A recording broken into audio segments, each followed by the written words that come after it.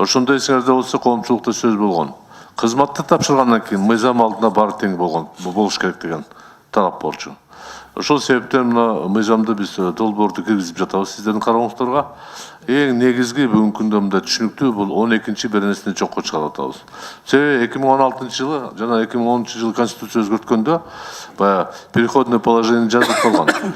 Те положения законов, которые противоречат Конституции, не действуют деген бар, да утрачивают силу. Это прямое указание Конституции.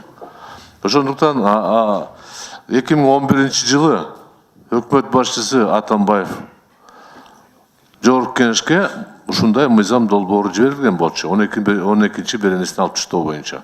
Кийинчерээк 2014-жылы Адилет министрлиги ушундай долбоорду бизге жөнөткөн болчу. Бизге жеткен эмес, өкмөттө калып кеткен.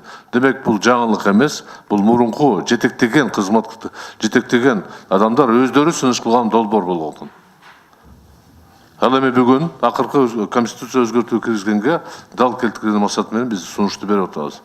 Айрым бул жерде сунуштарды макул болсок болот. Мисалы үчүн баягы грамматикалык же орфографиялык же кээ бир жерде стилистикалык өзгөртүүгө макул болгон болсок деле негизи принципиалдуу мен ойлоп атам бул жерде конституциялык палатанын чечими акыркысы негизинен 12-чи беренеси мыйзамсыз деп конституцияга дал келбейт деп берип атат. Ошол себептен мен суранат элем, урматтуу кесиптештер, биз сунуштаган долбоорду биринчи окууда колдоп бериңиздер. Ал эми экинчи окууга чейин талкуу жүрөт, коомдук талкуу болот. Ар тараптар өздөрүнүн сунуштарын айтат.